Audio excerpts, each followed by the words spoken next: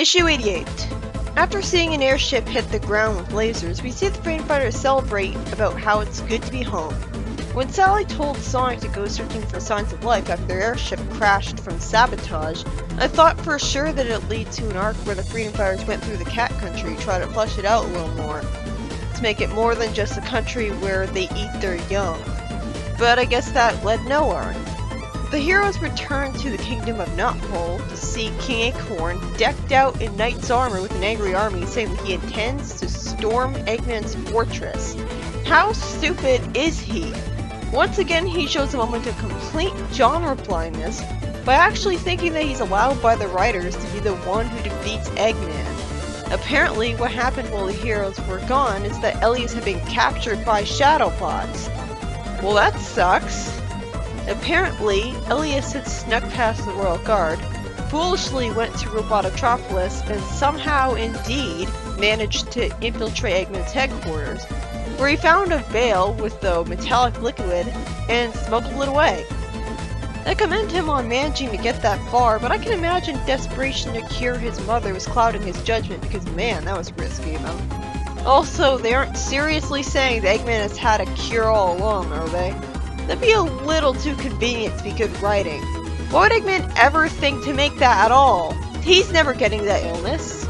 Some Shadowbots had chased Elias to the Great Forest, and he managed to pass his veil to a girl who seems like Mina near the Great Oak's entrance before being taken prisoner.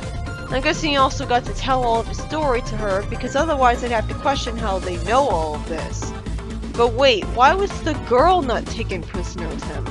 The girl was instructed to bring the veil to the queen, and the veil's metallic liquid was injected into her, and now she's undergoing surgery. Wait, so that's what's gonna save her mother? I thought it would be the super emerald that made her hand twitch. That would have made more sense than a random liquid coming out of nowhere that never should have existed in the first place. Sally then has a bitch moment where she shouts at her father for telling her all of this after the fact, even though he had no way to tell her about all of this before she would return home. I mean, unless he could call her on a cell phone. But even if he could tell her, he was just being thoughtful by not telling her about stuff that would just upset her and ruin her week. Although I can understand her reaction in the sense that she's had a lot of stress and pressures to deal with in her life, and been forced to avoid complaining about it or showing weakness like insecurity and fear. So basically she bottled up her stress until it exploded out of her, in a totally disproportionate reaction to something mostly unrelated. And believe me, this is gonna happen for her again. It's not really this that she's angry about, it's the fact that the king hasn't been telling her stuff right away her whole life, and this seems to qualify just enough in her eyes to make her snap at him. She's probably not mad at this, since that'd be pretty illogical, she's just mad at all the other times he's kept stuff from her until the very end. Anyways, after that emotional outburst, Jeffrey advises a stunned Sonic to leave her alone, and admits that the Secret Service could really use his help on a mission. Why is Sonic still on a last name basis with him? Elias uselessly tries to tell the brainwashed Uncle Chuck that he can let him go if he wants, although he at least looks depressed, so it's obvious he knows it's hopeless. And Uncle Chuck says that he's forced to disagree, which he is, and calls Elias foolish, which he kind of was, but he saved his mother all the same, so. Meanwhile, the king tells Antoine that he can't be in active duty because he's on crutches with a broken foot. Not to mention I'm surprised that 1, Antoine's even surprised at this, and 2, they actually remembered to keep him injured for more than one issue, since Tails got a bump on his head and was pretty dazed because of it, but they forgot all about that injury in the next story arc that took place on literally the same day.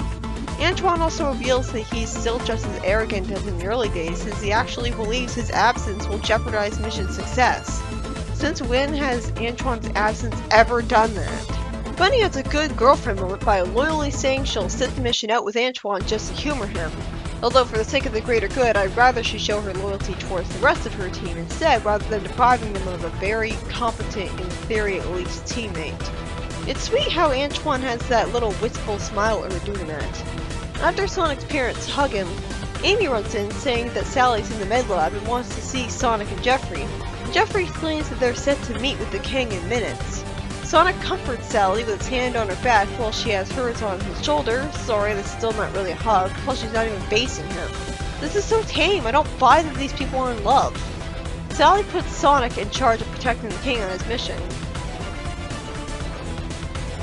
Everyone in the army rushes to Eggman HQ, but then there's an oh crap moment because Elias gets put in the roboticizer anyways. They wouldn't have the guts to do that, would they?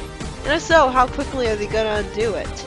We cut back to Antoine right in the middle of the climax saying that he's taking his leave to the kingdom of Mercia, where he and Bunny will confront his father.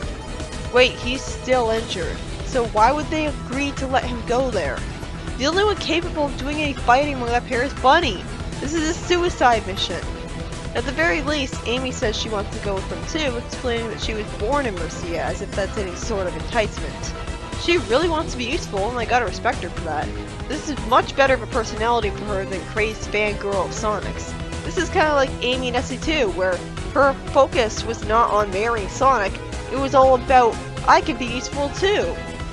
Sally's the only sane man here, saying that she's not certain about any of this, being the perfect audience surrogate in the situation. Unfortunately, she agrees anyways because she wants to humor them, even though it would be much better to send more than just one competent freedom fighter to a place like that.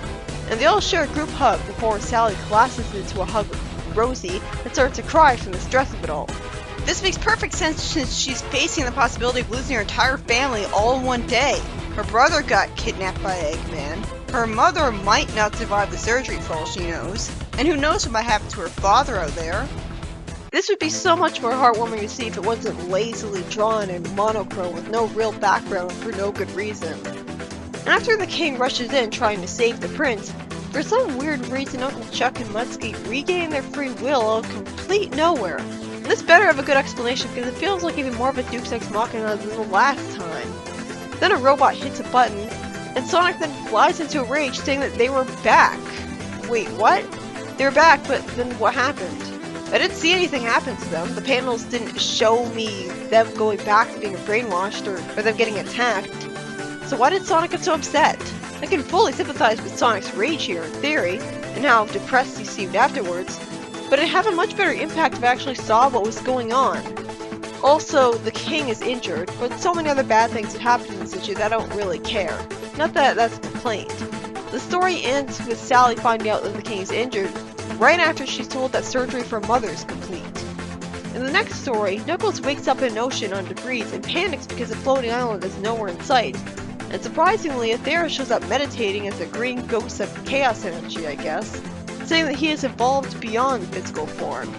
So this was his higher purpose he went away to. Well, as long as he continues to be useful, I won't mind. Somehow, Aethera already knows what Knuckles' problem is. I guess ghosts have access to spy cameras too.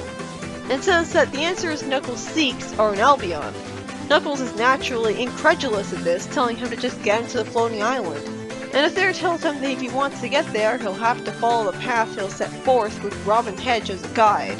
Knuckles then uses the guiding star gem after having to be reminded that he has it, and warps to the distant island of Mercia, in the northern seas of Mobius. The island part threw me for a loop first until I remembered that technically Great Britain is still considered an island, even if it is rather big for one. Wait, Robin Hedge already has his wife with a baby? That was fast.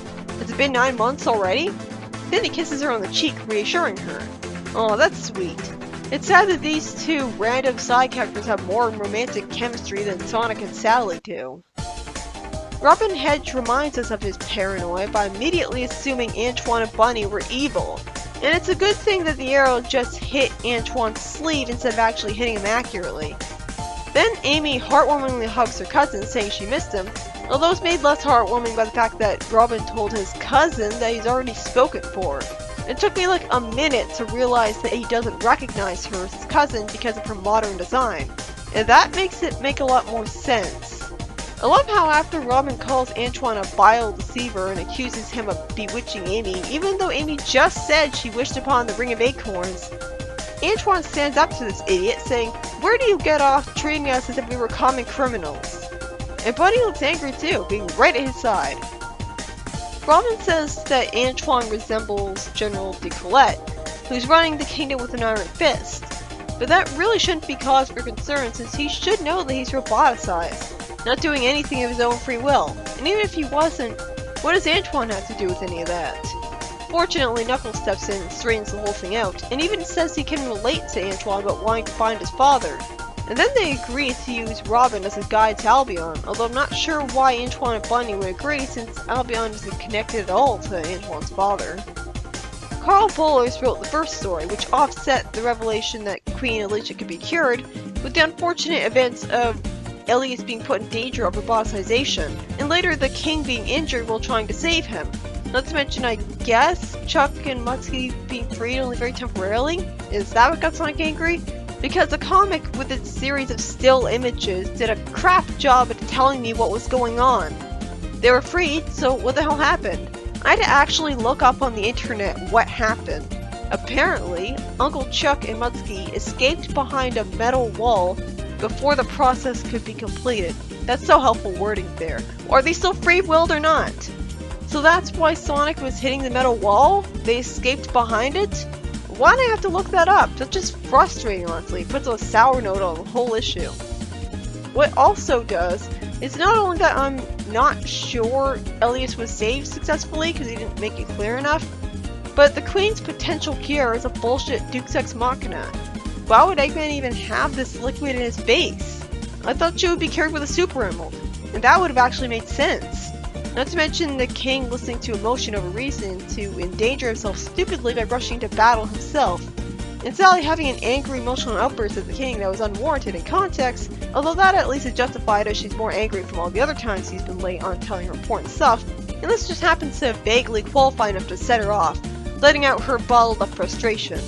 And the second story by Ken Penders has Othair, who is now a ghost but still fully capable of helping, magically know what exactly Knuckles should do for plot convenience's sake, as he somehow knows that Knuckles should get Robin to take him to Albion, somehow get back to Angel Island. We also see Robin frustratingly remind us of his insane paranoia by treating Antoine and Bunny like common criminals, and completely disbelieving Amy's explanation about why she looks older. At the very least, he's the loving husband of Marianne and even has a baby from it, which helps make him more sympathetic. But it's a really good thing he didn't hit Antoine with that arrow. I guess I can admire Antoine's determination at insisting on going to Mercia despite being injured, because he wants to be useful so badly, but he's just going to be alone and put himself in danger because he's injured. And it just makes all the more frustrating that they remember Antoine was injured but not Tails.